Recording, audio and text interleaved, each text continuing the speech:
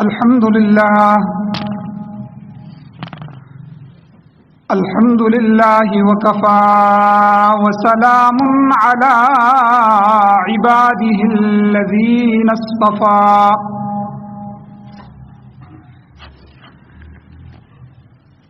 أما بعد فأعوذ بالله من الشيطان الرجيم بسم الله الرحمن الرحيم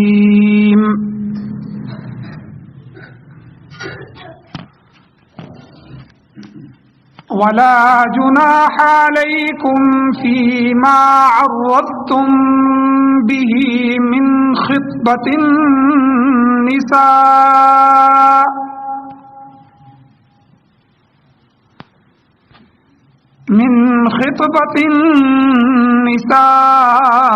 أو أكننتم في أنفسكم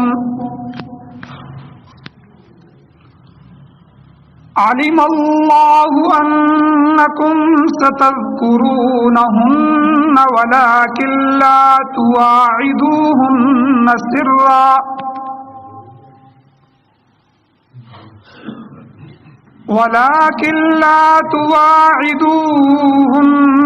سرا إلا أن تقولوا قولا معروفا ولا تعزموا عقدة النكاح حتى يبلغ الكتاب أجله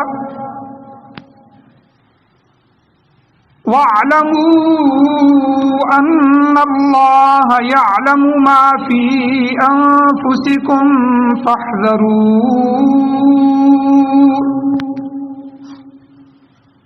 واعلموا أن الله غفور حليم.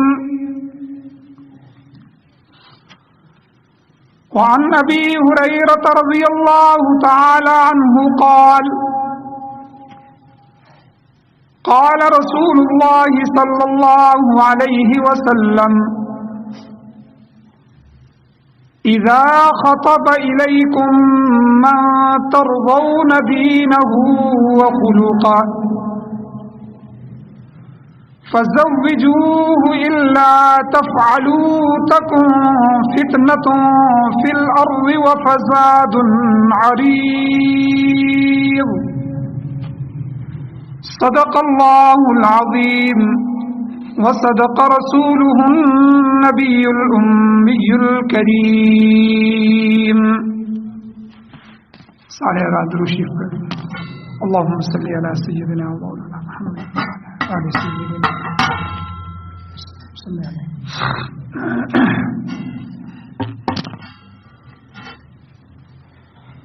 میرے واجب الاحترام، میرے بزرگوں، میرے دوستوں،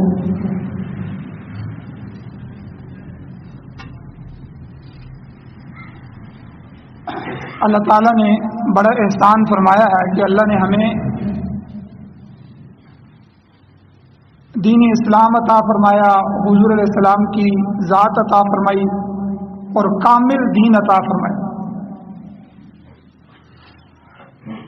اور شعبہ زندگی میں ہر شعبے کے متعلق اللہ نے مکمل علم عطا فرمایا اور اپنے نبی کو بھیج کر احسان فرماتے ہوئے ان کا پیارا، میٹھا اور خوبصورت طریقہ عطا فرمایا. چونکہ یہ سیزن جو ہے شادیوں کا چل رہا تھا، اسی مناسبت سے گزشتہ جمعہ نکاح کے موضوع پر تفصیلاً گفتگو ہوئی کہ اللہ تعالیٰ نے ہمیں جانور نہیں بنایا، انسان بنایا، تو اس کا تقاضا یہ ہے کہ ہم انسانوں والے کام کریں، جانوروں والے نہ کریں.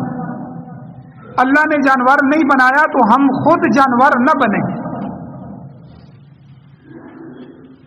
اور اللہ نے ہمیں کسی اور طبقے، کسی اور معاشرے اور کسی اور قوم، قبیلے اور کافروں میں پیدا نہیں کیا، हुजूर अलैहिस्सलाम को उम्मती बनाया तो हमें हुजूर अलैहिस्सलाम के तरीकों को फॉलो करके उनको आइडियल बना के उनको सामने रखकर अपनी जिंदगी गुजारनी चाहिए, न कि काफरों को सामने रख के जिंदगी गुजारनी चाहिए। इन्हीं दो पहलुओं पर गुज़श्ता जुम्मा तफसील से गुफ्तगू। और निकाह किसे कहते हैं, निकाह क्या मतलब है, निकाह के फजाइल क्या है, ये तमाम मौज़ूआत गुज़श्ता जुम्मा तफसील से बयान। निकाह के मामले में ही एक और अमल हमारे मुआशरे में किया जाता है जो निकाह से पहले किया जाता है, जिसको मंगनी कहते हैं। तो मंगनी की शरई हैसियत क्या है, शरीयत में इसका मकाम क्या है, अगर जवाज है तो किस हद तक इसका जवाज है, और इसमें चंद रसूमात कौन सी हैं कि जो शरई और इस्लामी नुक्ता नजर से जायज नहीं। तो ये पूरा एक मौजू है, तो इंशाअल्लाह इस पर थोड़ी सी गुफ्तगू करनी है। सूरह बकरा की आयत मैंने खुतबे में पढ़ी है, आयत नंबर 235। अल्लाह ताला फरमाते हैं कि वला जुनाह अलैकुम, तुम्हारे ऊपर कोई हरज नहीं है, कोई गुनाह नहीं है, फीमा इस बात में कि अर्रज़्तुम भी, कि तुम भेजो पेश करो, मिन खितबतिन निसा,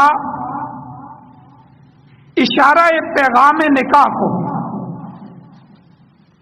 औरतों की तरफ तुम अपने रग़बत को, निकाह करने को, इसके इशारे को, गोया कि मंगनी को तुम भेज सकते हो, तुम्हारे लिए इसमें कोई हरज नहीं। और दूसरी सूरत जिसमें कोई हरज नहीं है, औ अकनंतुम फी अनफुसिकुम, या अपने दिल में इरादा निकाह को पोशीदा रख लो, तो इस पर भी तुम्हारे ऊपर कोई गुनाह नहीं है कि मैं अगर मौका मिला तो फलां खानदान की फलां औरत है, मैं उससे निकाह करना पसंद करता हूं, इस बात को अगर दिल में रखा हुआ है तो तब भी कोई हर्ज नहीं।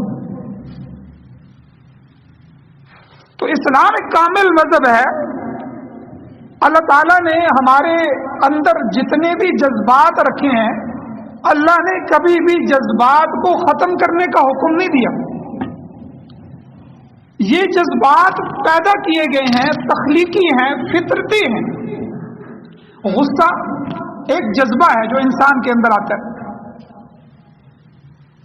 कभी भी अल्लाह ने यह नहीं कहा कि गुस्सा बिल्कुल करना ही नहीं चाहिए, गुस्सा आए उसको पी जाओ, इस तरह के अल्फाज मिलते हैं। और गुस्से को सही रास्ते में खर्च करो, काफरों के खिलाफ जिहाद के रास्ते में खर्च करो। सही गुस्से की तरगीब भी है। इसी तरह अल्लाह ने हमारे अंदर एक शावत रखी है। शावत गलत नहीं है, ये एक फितरती तकाज़ा है, लेकिन इसके गैर फितरी रास्ते, गैर शरई रास्ते, उन पर रुकावट खड़ी कर दी गई, उनकी ममानियत कर दी गई। और इस शावत को सही फितरती रास्तों से और पूरा करने के लिए अल्लाह ताला ने हमारी रहनुमाई फरमाई। तो इस आयत के अंदर अल्लाह ताला ने इन दोनों चीजों के बारे में फरमाया कि तुम्हारे ऊपर कोई गुनाह नहीं है कि तुम मंगनी करो, यानी किसी खानदान में किसी जगह अपना निकाह का पैगाम का इशारा भेजो, या अपने दिल में पोशीदा रखो। क्योंकि जब औरत का खाविन फौत हो जाता है तो ये दोनों तरह की सूरतें सामने आ जाती हैं। एक कवारी औरत है, कवारी बच्ची है, खानदानों के मामलात हैं, तो आदमी वहां पैगाम भेजता है किसी अच्छे शरीफ जरिए से, और निकाह से पहले इसी पैगाम को मंगनी कहते हैं। اور اگر عورت کا کو طلاق ہو جائے یا خاوند فوت ہو جائے تو عورت پر شرعی عدت شروع ہو جاتی ہے. خاوند فوت ہو جائے تو 4 مہینے 10 دن اس کی عدت ہے، اور اگر طلاق ہو جائے تو 3 پیریڈ، 3 طہر، 3 پاکیزگیاں اس کی عدت ہے. تو اس عدت میں بہت سے شرعی قانون عورت پر لاگو ہو جاتے ہیں کہ عورت بڑکیلے کپڑے نہیں پہن سکتی، زیور نہیں پہن سکتی، اور دوسری ایسی چیزیں کہ جس سے اس کی رغبت نکاح سمجھ آ رہی ہو، ایسی چیزیں نہیں کر سکتی. تو وہ عدت بیٹھے گی. تو اس عدت کے دوران کوئی اس کو نکاح کا پیغام بھی نہ بھیجے، لیکن دوسری صورت کہ اپنے دل میں رکھے کہ بھئی یہ عورت، اگر اس خاندان کی اس عورت کو طلاق ہو گئی ہے یا اس کا خاوند فوت ہو گیا ہے تو اس کی عدت کے مکمل ہونے کے بعد میں یہاں نکاح کرنا چاہتا ہوں. تو اللہ کہتے ہیں او اکننتم فی انفسکم، اگر اس بات کو آپ اپنے دل میں رکھ لیتے ہیں تو تب بھی آپ پر کوئی حرج نہیں. اب منگنی کی شرعی حیثیت کیا ہے؟ اسلام میں منگنی کی شرعی حیثیت وعدہ نکاح کی ہے، نکاح نہیں ہے. منگنی نکاح نہیں ہے، یہ نکاح کا وعدہ ہے. اور وعدے کے بارے میں شریعت کا حکم یہ ہے کہ اللہ تعالیٰ نے فرمایا کہ یا ایھا الذین آمنوا اوفوا بالعقود، اے ایمان والو اپنے وعدوں کو پورا کرو. وعدوں کو پورا کرنے کا حکم ہے. ہاں البتہ اگر کوئی شرعی مجبوری ہو تو اس منگنی کو ختم کرنے کی بھی گنجائش موجود ہے. شرعی مجبوری نہ ہو تو وہ وعدہ ہے، آپ وعدے کو حتی الامکان پورا کریں، اس پہ اتریں. اب شرعی مجبوری سے مراد کیا ہے کہ جہاں نکاح کر لینے میں بعد میں پتہ چلا کہ وہاں عقائد کی خرابی ہے، عقیدہ میرا بھی خراب ہو سکتا ہے، یا وہاں سنت کی مخالفت لازم آ رہی ہے. مثلا لڑکے والے خود بد عقیدہ ہوں یا ان کے ہاں بد عقیدہ لوگوں کا آنا جانا کثرت کے ساتھ ہو،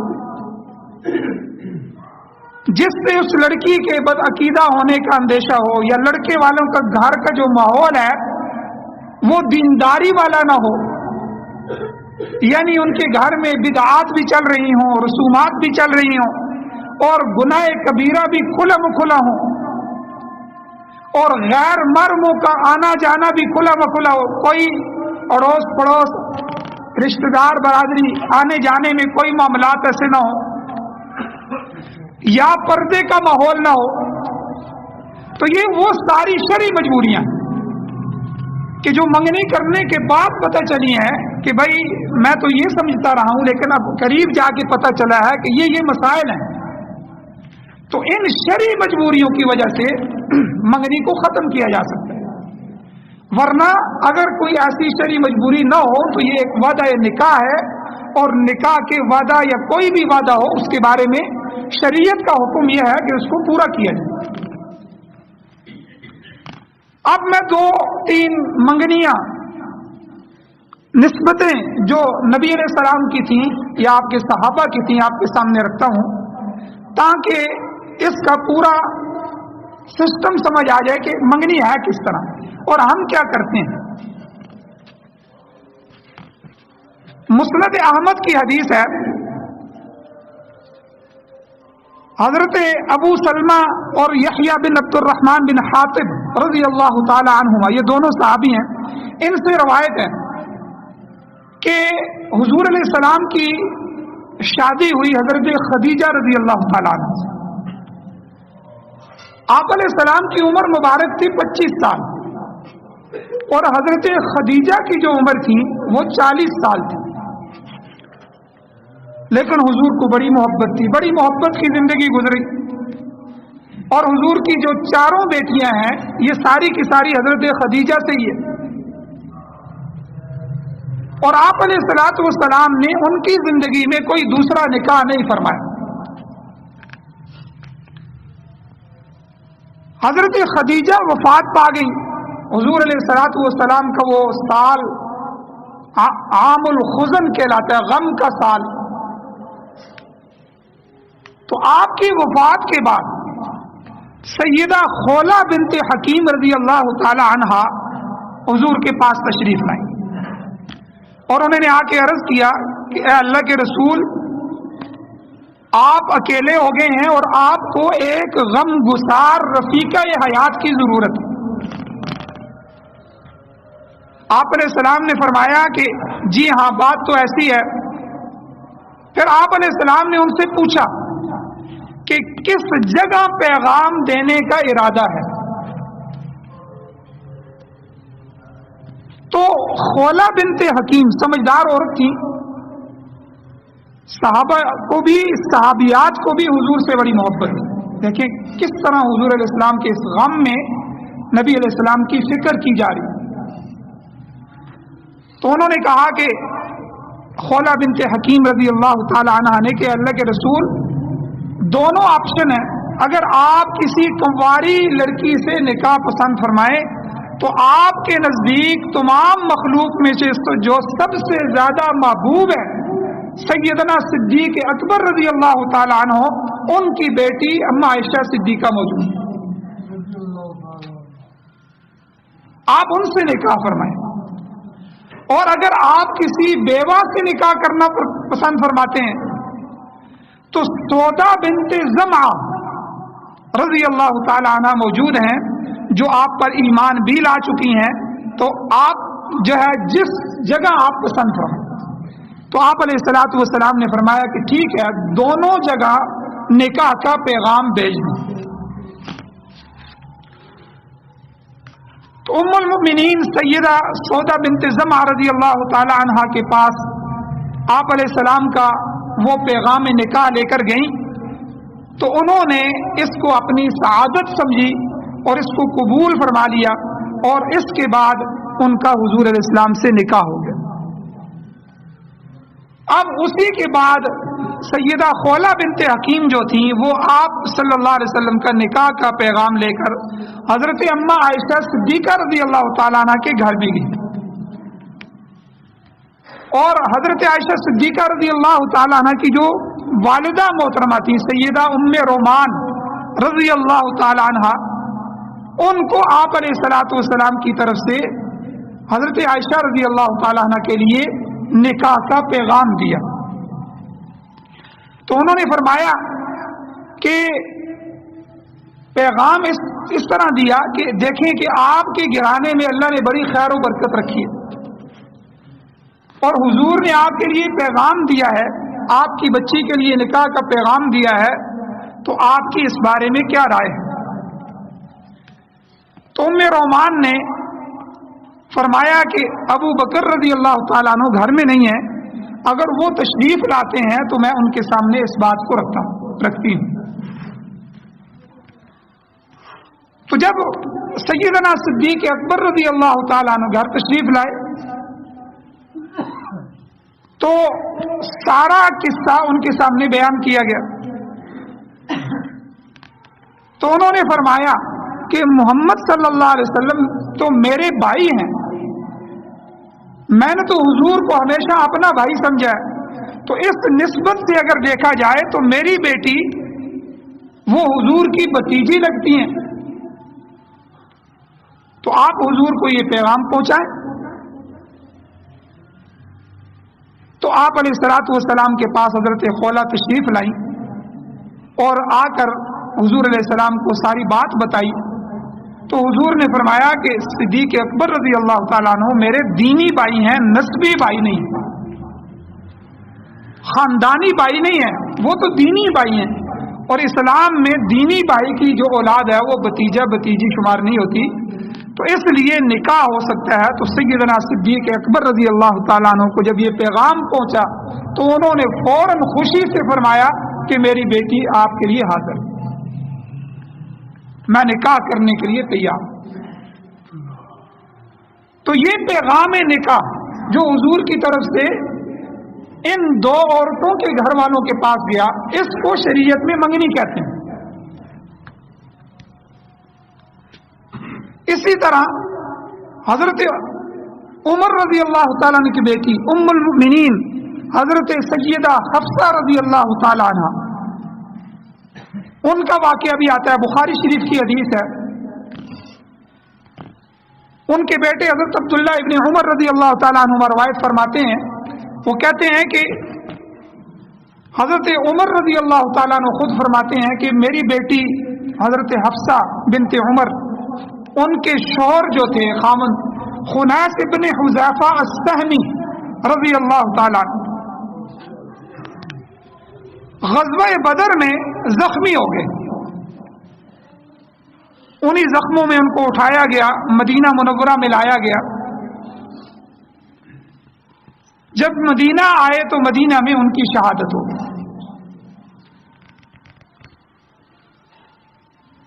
اور حضرت حفصہ بنت عمر رضی اللہ تعالی عنہا یہ بیوہ ہو گئی۔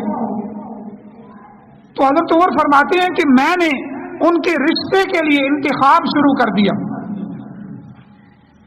کہ کوئی ایسا بندہ ہو کہ جو میری قسمت بھی ہو اور میری بچی کی قسمت بھی ہو۔ تو میری نظر حضرت عثمان رضی اللہ تعالیٰ عنہ پر پڑی، تو میں نے اپنی بیٹی کے رشتے کے لیے حضرت عثمان رضی اللہ تعالیٰ عنہ سے بات کی کہ اگر آپ چاہیں تو میں آپ کا نکاح اپنی بیٹی حفصہ سے کرنا چاہتا ہوں۔ اس پر حضرت عثمان رضی اللہ تعالیٰ عنہ نے سوچنے کے لیے کچھ دن کا وقت لے لیا کہ آپ مجھے مہلت دیں، میں اس پر سوچنا چاہتا ہوں۔ حضرت عمر فرماتے ہیں کہ کچھ دن کے بعد دوبارہ میں حضرت عثمان رضی اللہ تعالیٰ عنہ کے پاس آیا اور میں نے ان سے دریافت کیا، تو انہوں نے فرمایا کہ میں نے یہ سوچا ہے کہ مجھے ابھی نکاح کی حاجت نہیں ہے، میں ابھی نکاح نہ کروں۔ تو گویا انہوں نے انکار کر دیا۔ تو حضرت عمر فرماتے ہیں کہ اس کے بعد میں اسی سلسلے میں حضرت ابو بکر صدیق رضی اللہ تعالیٰ عنہ کے پاس گیا، میں نے ان سے بات کی، اور حضرت ابو بکر صدیق رضی اللہ تعالیٰ عنہ نے میری بات بڑی غور سے سنی، لیکن مجھے کوئی جواب نہیں دیا اور خاموش ہو گئی۔ حضرت عمر فرماتے ہیں کہ ابو بکر صدیق رضی اللہ تعالیٰ عنہ کا یہ طرز عمل جو تھا یہ میرے لیے بڑی تکلیف کا باعث تھا کہ چلو حضرت عثمان رضی اللہ تعالیٰ عنہ نے جواب تو دیا، سوچنے کا وقت لیا، لیکن انہوں نے سنا ہے لیکن جواب بھی نہیں دیا، خاموش ہو گئے۔ کہتے ہیں میں اسی پریشانی میں تھا تو کچھ دن بعد حضور علیہ الصلوۃ والسلام نے، نبی اکرم صلی اللہ علیہ وسلم نے حفصہ بنت عمر رضی اللہ تعالی عنہ میری بیٹی کے لیے پیغام نکاح بھیجا، اور میں بہت خوش ہوا اور میری خوشی کی انتہا نہ رہی۔ میں نے اپنی بیٹی حضرت حفصہ کا نکاح حضور علیہ الصلوۃ والسلام سے فرما دیا۔ اب اس کے بعد کچھ دن بعد میری ملاقات ابو بکر صدیق رضی اللہ تعالیٰ عنہ سے، تو انہوں نے مجھے فرمایا کہ عمر، لگتا یہ ہے کہ میرے طرز عمل سے آپ کو تکلیف ہوئی ہے کہ میں نے آپ کی بات سنی تھی لیکن جواب نہیں دیا۔ حضرت عمر فرماتے ہیں کہ میں نے کہا کہ بالکل مجھے تکلیف ہوئی تھی۔ تب سیدنا صدیق اکبر رضی اللہ تعالیٰ نے فرمایا کہ اصل بات یہ نہیں تھی، اصل بات یہ تھی کہ اللہ کے رسول صلی اللہ علیہ وسلم نے میرے ساتھ آپ کی بیٹی حضرت حفصہ رضی اللہ تعالیٰ کے نکاح کرنے کے بارے میں مشورہ کیا تھا، بات کی تھی، اور میں یہ نہیں چاہتا تھا کہ نبی علیہ السلام کا راز فاش کر دوں۔ ابھی حضور نے ارادہ نہیں فرمایا، صرف بات کی تھی، تو میں اب دیکھ رہا تھا کہ حضور خود نکاح فرماتے ہیں کہ نہیں۔ اگر حضور نکاح نہ فرماتے تو میں خود آپ کو جواب دے دیتا، میں خود نکاح کر لیتا۔ تو آپ دیکھیں اس سے دو چیزیں پتہ چلی کہ نکاح کا معاملہ جتنا مشکل ہم نے بنایا ہوا ہے اسلام میں اتنا نہیں، جتنی کم قیمت میں نکاح اسلام کے اندر ہے اور کسی معاشرے کے اندر نہیں، کہ بس بات ہوئی، نکاح ہوا، معاملات ختم، رخصتی ہو گئی۔ اور ہمارے ہاں تو جب تک غریب آدمی بھی قرض پر قرض لے کے اپنے آپ کو بوجھ میں ڈال کے بیٹی کی رخصتی نہ کرے اور پھر وہ 10-20 سال تک اگلی بیٹی کے لیے تیار ہی نہیں ہو سکتی، پچھلا قرضہ اتارے کہ یا نہیں اگلی بیٹی کی شادی کرے۔ ایک بات تو یہ پتہ چلی کہ نکاح سادے طریقے سے ہونا چاہیے اور اسلامی طریقے سے ہونا چاہیے۔ دوسری بات اس حدیث مبارکہ سے یہ پتہ چلی، بخاری شریف کی حدیث ہے کہ لڑکی والے بھی لڑکے والوں کو نکاح کا پیغام دے سکتے ہیں۔ یہ کوئی عار اور شرم کی بات نہیں ہے۔ ہمارے ہاں یہ رواج ہے کہ بھئی لڑکے والوں نے ہی لڑکی تلاش کرنی ہے، انہوں نے ہی گھر میں جانا ہے، انہوں نے ہی پوچھنا ہے، انہوں نے ہی پیغام دینا ہے، اور بڑی عجیب اور معیوب اور شرم اور عار کی بات سمجھی جاتی ہے کہ لڑکی والے اپنی لڑکی کے لیے لڑکا تلاش کر رہے ہیں۔ آپ دیکھیں حضرت عمر رضی اللہ تعالیٰ عنہ، ان کی بیٹی بیوہ ہو گئی تو والد کو فکر تھی، ظاہر بات ہے ہر والد کو فکر ہوتی ہے کہ اس کا گھر بس جائے، اور ہر والد کو یہ فکر ہوتی ہے کہ اس کا انتخاب اچھا ہو جائے، اچھے گھر میں چلی جائے۔ اسی فکر میں حضرت عمر رضی اللہ تعالیٰ عنہ کائنات کے افضل ترین لوگوں کا انتخاب کر رہے ہیں، حضرت عثمان رضی اللہ تعالیٰ عنہ، حضرت سیدنا صدیق اکبر رضی اللہ تعالیٰ عنہ، اور حضور کے بارے میں تو وہ تصور ہی نہیں کر سکتے تھے کہ حضور کی شان بہت اعلیٰ تھی، حضور کو تو اللہ نے بہت، تو ان دونوں سے ہٹ کے جب حضور نے پیغام بھیجا تو اللہ تعالیٰ نے ان کی بیٹی کو ام المؤمنین بنا دی۔ تو یہ کیا ہے؟ یہ منگنی ہے۔ یہ نکاح سے پہلے جو نکاح کی بات چیت چل رہی ہے، نکاح کا پیغام بھیجا جا رہا ہے، آگے سے اس کو جواب دیا جا رہا ہے ہاں کا یا نہ کا، یہ ساری چیزیں اس کو اسلام میں منگنی کہتے ہیں۔ اسی طرح خاتون جنت حسن و حسین رضی اللہ تعالی عنہما کی والدہ محترمہ سیدہ فاطمہ رضی اللہ تعالی عنہ کی منگنی کس طرح ہوئی، ان کا پیغام نکاح کس طرح ہوا۔ موجم الکبیر طبرانی کی روایت ہے، حدیث میں آتا ہے کہ حضرت انس بن مالک رضی اللہ تعالیٰ عنہ سے روایت ہے، ایک لمبی طویل حدیث ہے، اس کا ایک ٹکڑا ہے کہ حضرت فاطمہ رضی اللہ تعالیٰ عنہ کے بارے میں سب سے پہلے حضرت ابوبکر صدیق رضی اللہ تعالیٰ عنہ نے نکاح کا پیغام بھیجا، اس کے بعد حضرت عمر رضی اللہ تعالیٰ عنہ نے نکاح کا پیغام بھیجا، لیکن آپ علیہ الصلوۃ والسلام نے خاموشی اختیار کی۔ اس کے بعد تیسرے نمبر پر حضرت علی رضی اللہ تعالیٰ عنہ نے جب پیغام بھیجا تو آپ علیہ السلام نے اس کو قبول فرما لیا، اور حضرت ام ایمن رضی اللہ تعالیٰ عنہ کے ہمراہ سیدہ فاطمہ رضی اللہ تعالیٰ عنہ کو حضرت علی رضی اللہ تعالیٰ عنہ کے گھر بھیج دیا۔ یہ حضور کی بیٹی کا نکاح تھا اور یہ حضور کی بیٹی کی رخصتی تھی۔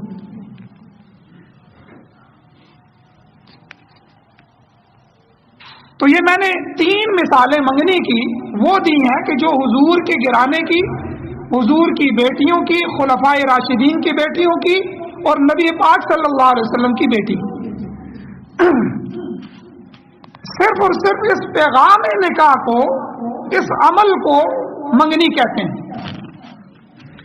منگنی کے بارے میں اسلام کے اندر کچھ چیزیں اور بھی ہیں۔ ایک چیز کہ اسلام نے منگنی پر منگنی کو منع فرمایا۔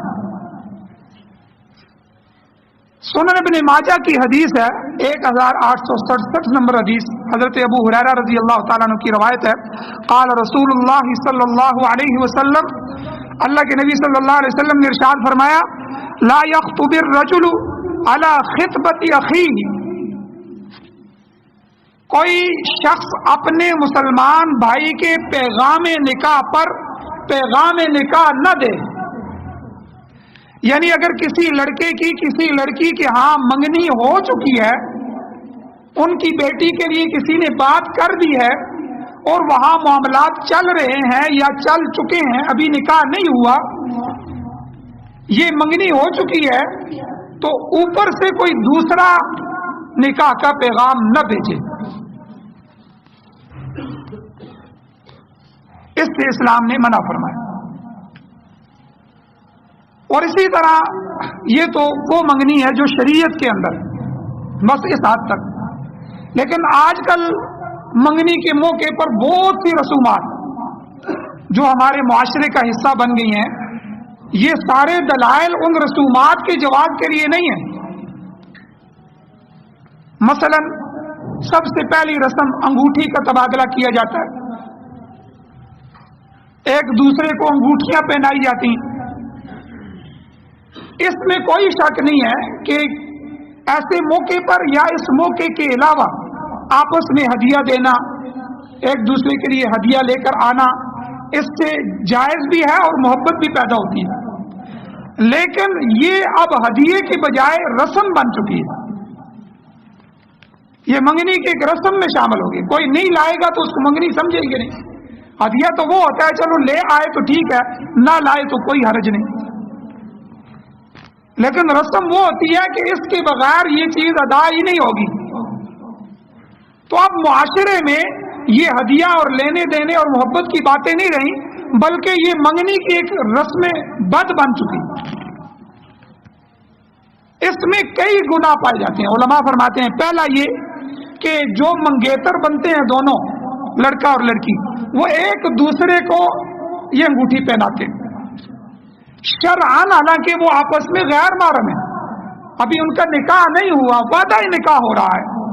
وعدہ نکاح سے بندے کا نکاح نہیں ہوتا، وہ غیر محرم ہے ابھی۔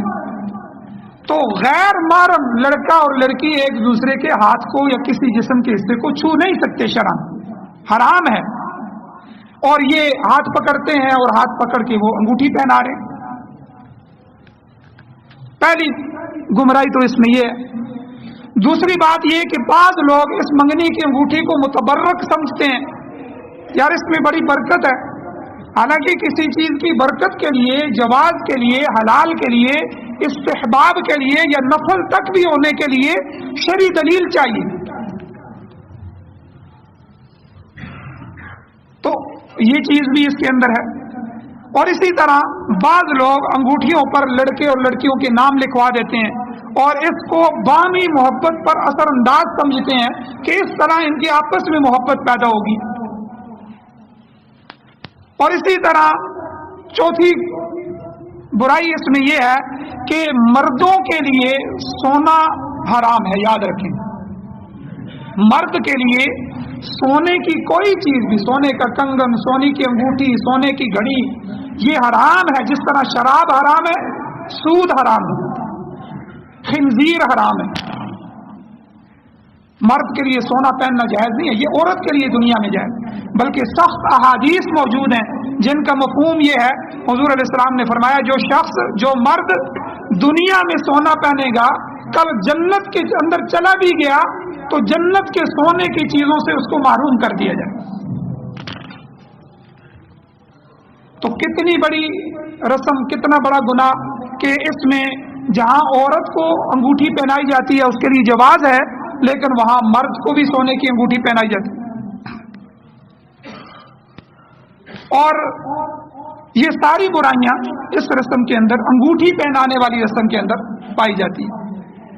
اسی طرح ہمارے معاشرے میں بعض جگہوں پر رواج ہے کہ منگنی کے بعد لڑکا اور لڑکی ایک دوسرے کے گلے میں پھولوں کے مالا، پھولوں کے ہار ڈالتے ہیں، اس کو بھی اس کا حصہ سمجھا جاتا ہے۔ تو یہ بھی حرام ہے، ناجائز ہے، اللہ کے غضب کو دعوت دینے والی بات۔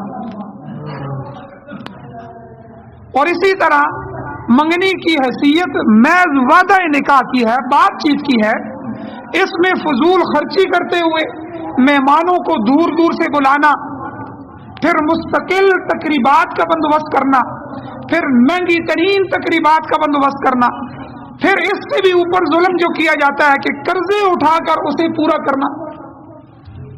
یہ ساری کی ساری ایسی باتیں ہیں کہ شریعت اسلامیہ میں ان کی گنجائش نہیں، سخت ممانعت۔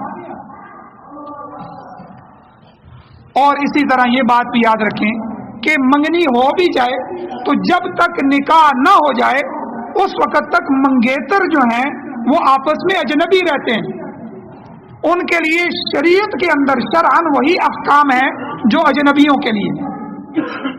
مثلا منگیتر سے پردہ ہے، ہمارے معاشرے میں بعض جگہوں پر یہ رواج بھی ہے کہ منگنی کے بعد لڑکا اور لڑکی اکٹھے مل لیتے ہیں، اکٹھے رہنا شروع ہو جاتے ہیں، اکٹھے گھومنا پھرنا شروع کرتے ہیں، کئی جگہ اکٹھے سفر شروع کر دیتے ہیں، اور سمجھتے یہ ہیں کہ اب ہمارے لیے ان کاموں کی شرعی طور پر گنجائش پیدا ہوگی۔ حالانکہ یاد رکھیں یہ بات کسی طور پر بھی درست نہیں ہے۔ شریف خاندانوں میں تو بالکل ایسا نہیں ہوتا، لیکن جو لبرل قسم کے، آزاد قسم کے لوگ ہوتے ہیں، جہاں کے معاملات الگ ہیں، وہاں یہ ساری چیزیں پائی جاتی ہیں۔ تو یاد رکھیں منگنی کے باوجود بھی، پیغام نکاح کے قبول ہونے کے باوجود بھی، یہ دونوں حضرات شرعی طور پر لڑکا لڑکی آپس میں اجنبی ہیں، غیر محرم ہیں۔ اور اسی طرح باتیں کرنا منگیتر سے، ہمارے معاشرے میں یہ بھی بعض جگہ رواج ہے کہ منگنی کے بعد لڑکا اور لڑکی، کم سے کم جو لوگ ہیں وہ اس کی اجازت دے دیتے ہیں کہ چلو آپس میں بات چیت کر سکتے ہیں۔ تو یاد رکھیں ان کا بلا ضرورت آپس میں بات چیت کرنا، گپ شپ لگانا، میسج بھیجنا، موبائل پر کال کرنا یا ویڈیو کال کرنا، کسی طرح کا بھی ربط آپس میں حرام ہے، یہ جائز نہیں۔ بلا ضرورت شدیدہ، شرعی طور پر جس کی ضرورت ہوتی ہے اس کو ان کا آپس میں گفتگو کرنا حرام ہے، اور یہی گفتگو آگے جا کے اخلاقی جرائم کا پیش خیمہ بنتی ہے۔ کتنے ایسے جرائم ہیں کہ بعد میں جو ہے وہ عزتوں سے بھی ہاتھ دھو بیٹھے اور پتہ نہیں کہاں کہاں چلے گئے۔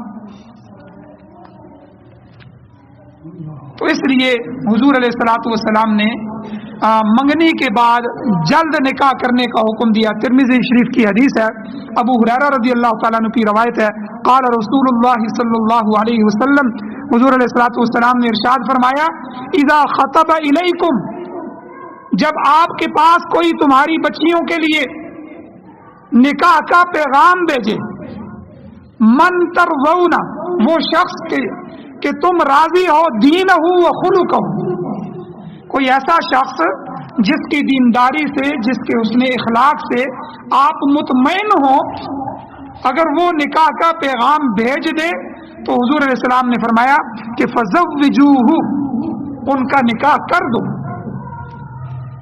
الا تفعلوا، اگر نکاح نہیں کرو گے تو تکن فتنۃ فی الارض و فساد عریض، تو پھر کیا ہوگا، زمین میں بہت بڑا جنسی گناہوں کا فساد برپا ہو جائے گا، زمین بے حیائی سے بھر جائے گی۔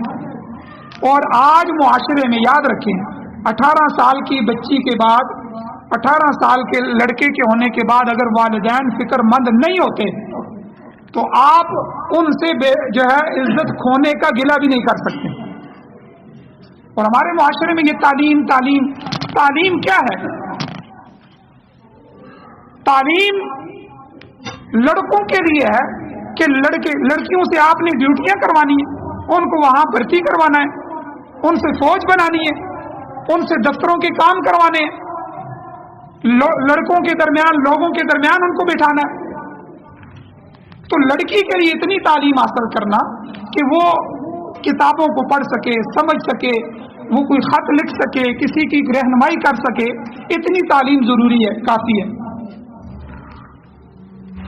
باقی لڑکوں کے لیے کہ انہوں نے معاشرے کا حصہ بننا ہوتا ہے، ان کو کارآمد شخص بنانے کے لیے معاشرے کا انجینئر بنائیں، ڈاکٹر بنائیں، ان کے اندر جو صلاحیتیں ہیں اپنی وسعت کے مطابق ان کی تعلیم کا بندوبست کرے جائے۔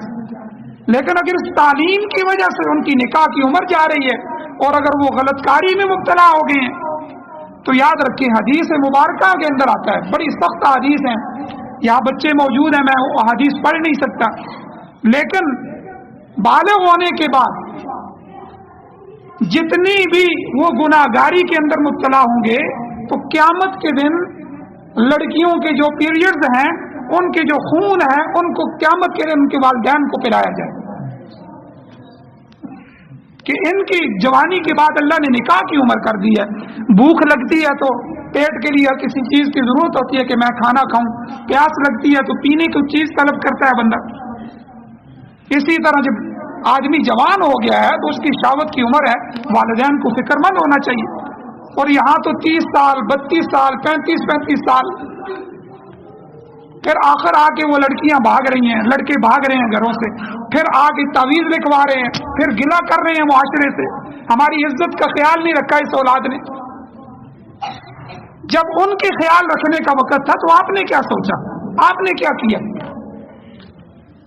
تو یاد رکھیں یہ منگنی تھی, یہ ہمارے لیے لمحہ فکریہ ہے, اس لیے میں بیان کر رہا ہوں. یہ ہمارے معاشرے کا لمحہ فکریہ بن گیا ہے کہ 25-30 سال سے اوپر لڑکوں لڑکیوں کی عمریں ہو رہی ہیں اور والدین کو فکر ہی نہیں ہے. اللہ تعالیٰ سے دعا ہے اللہ ہمیں عمل کی توفیق عطا فرمائے اور شریعت کے مطابق ہمیں چلنے کی توفیق عطا فرمائے. وآخر دعوانا الحمدللہ رب العالمین.